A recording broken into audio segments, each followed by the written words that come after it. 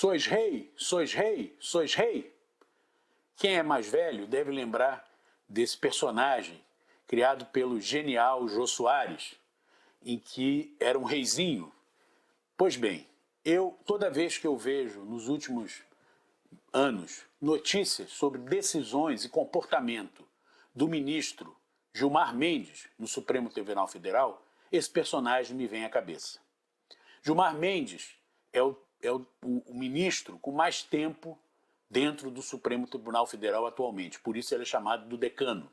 Gilmar, como já publicamos em outro vídeo nosso aqui, inclusive compartilhando o link para um vídeo do canal Sputnik, que é um canal espetacular que faz matérias, que faz vídeos com muita apuração, muito bem feitos, em que esse vídeo que eu me referi no meu vídeo, esse vídeo do Sputnik, ele fala que Gilmar é o homem mais poderoso do Brasil e mostra por quê. E a cada dia que passa isso vai se confirmando. Depois de voltar do Gilmar Palusa, aquele evento gigantesco que é realizado em Lisboa, que serve de palco para discussões jurídicas, mas que na realidade o grande interesse que está ali não são as discussões jurídicas, técnicas, que poderiam ser realizadas aqui no Brasil, não precisaria ir para Lisboa fazer isso, mas são os eventos paralelos, onde acordos, tratativas, inclusive juntando ministros e representantes de empresas e de pessoas que têm ações correndo no STF. É uma vergonha, como eu já falei no outro vídeo. Mas nesse momento eu quero voltar ao tema do comportamento do ministro Gilmar Mendes. Gilmar Mendes é o campeão de pedidos de vista. E para que serve um pedido de vista? Para interferir no andamento da causa, para não deixar que ela continue sendo resolvida. Há pedidos de vistas, quando o regulamento no STF não previa um prazo máximo, que ficaram 10, 15, 20 anos com o processo parado por causa de pedidos de vista. Recentemente, na segunda turma do STF, que é composta por 5 ministros, Gilmar Mendes, Luiz Fux, André Mendonça, Cássio Nunes e Dias Toffoli, é a segunda turma que está discutindo, que está julgando o processo relativamente ao Daniel Worcaro. O relator, inicialmente, dentro do STF, era o ministro Dias Toffoli, que também foi descoberto com a boca na botija, recebendo recursos do Daniel Worcaro e do Banco Master para o resort onde sua família era sócia, inclusive ele mesmo, lá no Paraná. Depois de muita pressão social, muita pressão da mídia, e apesar da resistência articulada por ele, juntamente com Alexandre de Moraes e Gilmar Mendes, ele acabou cedendo e abriu mão da relatoria, que foi então sorteado o ministro André Mendonça, que também faz parte da segunda turma. Pois bem, recentemente o ministro André Mendonça, dentro de um recurso impetrado pela defesa de Daniel Worcaro, pedindo a libertação, o fim da prisão, o ministro André Mendonça votou a favor da manutenção da prisão, no que foi seguido pelo ministro Luiz Fux. O que faz Gilmar Mendes? Simplesmente pede vista. Por que Gilmar Mendes pediu vista? Porque Gilmar Mendes é a favor de libertar Worcaro. Porque Gilmar Mendes não quer que a investigação do Banco Master vá adiante, como ele mesmo falou. Já disse isso publicamente várias vezes. E ele está apostando em quê?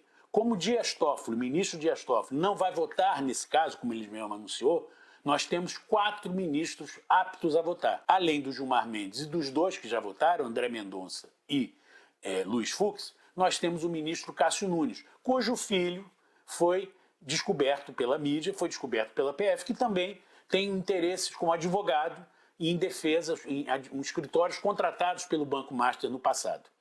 A pressão que Gilmar Mendes está fazendo nos bastidores para que Cássio Nunes vote pela liberação, pelo fim da prisão, é para que seja empatado em 2-2. E o que diz a justiça? Quando você tem empate, é pró-réu. Então Daniel Worcaro conta com isso. E isso explica, como já foi como foi apresentado pela jornalista Malu Gaspar recentemente, num vídeo, isso mostra por que a delação ou a colaboração premiada do Daniel Worcaro não avança.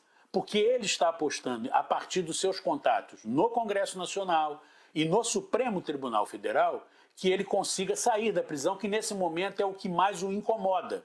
E ele aposta em postergar esse processo para ver como é que fica a situação política do país depois das eleições de outubro. É interessante porque, até o momento, nós já tivemos várias denúncias vindo a público, a partir de apuração muito rigorosa feita pela Polícia Federal.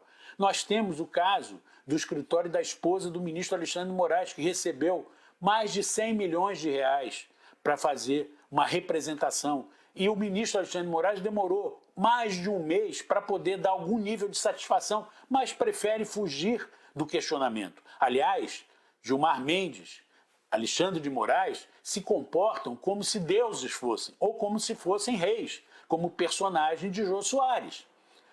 A última de Gilmar Mendes foi se antecipar na última semana, saiu fazendo uma declaração pública. Eu sou da época que ministro do Supremo Tribunal Federal, do Superior Tribunal de Justiça, dos tribunais de justiça, dos juizados de primeira instância, eles só falam através de processo. Mas Gilmar Mendes adora um holofote. A sua vaidade não faz ele se controlar. E mais do que isso, ele sabe do poder que conseguiu amealhar nesse tempo todo e faz questão de anunciar posicionamentos políticos antecipados para criar pressão junto a demais atores, junto aos demais poderes, particularmente em relação ao Congresso e muitas vezes em relação ao Executivo. A última dele foi depois que o Congresso aprovou esse pacote a favor do agronegócio, no Senado Federal, antes mesmo do governo que foi contra esse pacote, e que é um pacote que aparentemente traz sérios problemas fiscais para o Brasil, ou pode trazer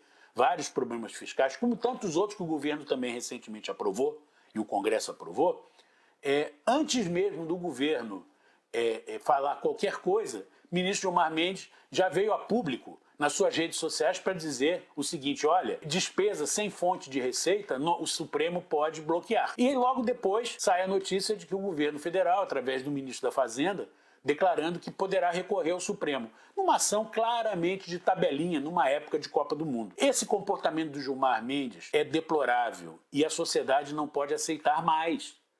De novo, condenar posicionamentos, posturas de membros do Supremo Tribunal Federal não podem ser interpretados como desrespeito às suas decisões colegiadas, nem tampouco uma condenação genérica do Supremo. Não, o Supremo é fundamental para a estabilidade democrática. Aliás, foi graças ao Supremo e aos comandantes das Forças Armadas que a tentativa de golpe de 2022 não prosperou.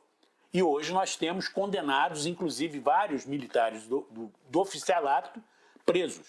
Então isso, graças ao Supremo, isso tem que ser saudado. Isso não isenta os seus ministros de cometerem barbaridades como essa, absurdos, comportamentos inadequados.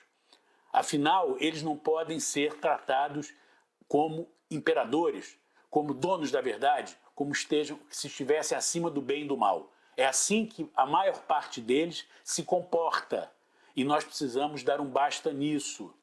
Uma das coisas que precisamos fazer é estabelecer uma PEC, uma pós-emenda constitucional, criando um mandato fixo para os ministros. Não dá para ficar tanto tempo um ministro no Supremo Tribunal Federal, no cenário como nós temos no Brasil. Devemos seguir exemplos de outros países democráticos, como a Alemanha, que tem um mandato de 11 anos. Por fim, o recado aqui é muito claro. Gilmar Mendes, você não é rei. Na realidade, sois rei, sois rei, sois rei, só é bom para a gente rir com o personagem do Jô Soares. E aí, concorda com essa minha avaliação? Deixe seu comentário e se inscreva no nosso canal, siga as redes sociais. O Foca na Estratégia com Orlando Tomé Cordeiro. Um grande abraço.